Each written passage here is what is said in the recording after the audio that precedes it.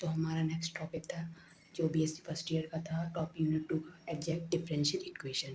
ठीक है, तो हमारी डेफिनेशन देख लेते हैं। If M N N the function of x and y, the equation M D x plus N D Y equal to zero is called exact when they exist a function f x y of x and y such that इस type में कुछ d f x y बराबर M D x N D y. Exact differential equation कहती क्या है? कोई भी differential equation जो है, कोई भी डिफरेंशियल इक्वेशन जो है फंक्शन के रूप में बन जाए, जब उसका टोटल डेरिवेटिव्स करें तो हमारा वही मिले जो हमारा गिवन डिफरेंशियल इक्वेशन है, तो हम कहेंगे क्योंकि हमारा जो डिफरेंशियल इक्वेशन है एग्जैक्ट है। ठीक है, जैसे इसको सिमिलर इस प्रकार से लिख सकते हैं। एग्जाम्पल देखिए, एक फंक्शन के रूप में लिखा गया है इस डिफरेंशियल इक्वेशन को, तो हम बोल सकते हैं ना कि एग्जैक्ट है, बिकॉज हम इस प्रकार से लिख पा रहे हैं, इस डिफरेंशियल इक्वेशन को लिख पा रहे हैं, मतलब एग्जैक्ट है।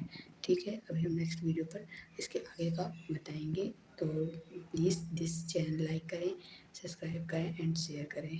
Thank you. डिफरेंशियल इक्वेशन के सीरीज पर हम आगे बढ़ रहे हैं। तो method to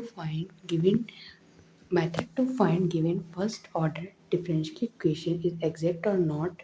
Let m dx plus n dy be given differential equation, then the equation is exact if ये condition अगर satisfy हो रही है तो हम बोलेंगे कि exact है। That means m y बराबर m x, m y के रिस्पेक्ट में partial derivatives, n का x के रिस्पेक्ट में partial derivative।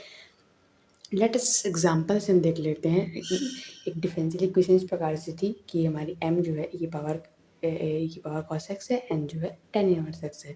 यहाँ पर m का y के रिस्पेक्ट में पार्शियली करेंगे तो जीरो हो जाएगा, इसको करेंगे n का x के रिस्पेक्ट में करेंगे डिफरेंशिएशन तो वन प्लस एक्स स्क्वायर हो जाएगा। देखिए इन दोनों बराबर नहीं है, therefore equation is not exact. Let m dx plus n dy equal to zero is the exact differential equation, then its solution. जो हमारा कोई डिफरेंशियल इक्वेशन है जो कि एग्जैक्ट है तो उसका सॉल्यूशन क्या होगा? सॉल्यूशन ये होगा M D x plus N D Y equal to सी।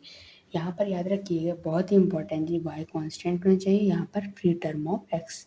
जो एन का कोफिशिएंट होगा वो एक्स से फ्री हो, मतलब वहाँ पर वाई की केवल वैल्यू रहेगी। ओके, एग्जाम्पल पे समझते हैं एक ना। एग्जाम्पल पर देखिए, हमारा एग्जाम्पल दिया है ये X square minus four X Y minus two square two Y square D x plus Y square minus four X Y minus two X square D Y बराबर जीरो।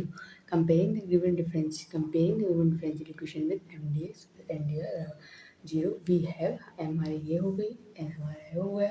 मैंने पहले बोला था कि एग्जैक्ट को चेक कर लेते हैं कि हमारा गिवन डिफरेंशियल इक्वेशन एग्जैक्ट है या नहीं।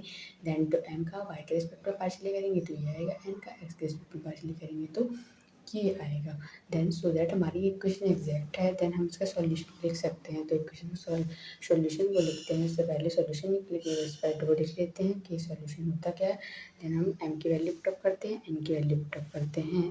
नाउ इसका x के रिस्पेक्ट में इंटीग्रेशन कर देंगे और इसका यहाँ पर क्या है, free term of x, n हमारा क्या था, फ्री टर्म ऑफ x कौन सी, वाई स्क्वायर। तो यहाँ पर वैल्यू पुटअप कर देंगे, देन इंटीग्रेशन कर देंगे और इक्वल टू में हमारा c रहेगा। हमेशा याद रखिए ये गलत में फिर इक्वल टू में c रहेगा। सो हमारा आपको लोग ऐसा वीडियो लगा हो लाइक करिए, शेयर करिए और इसको आप लोग नोट कर लीजिए।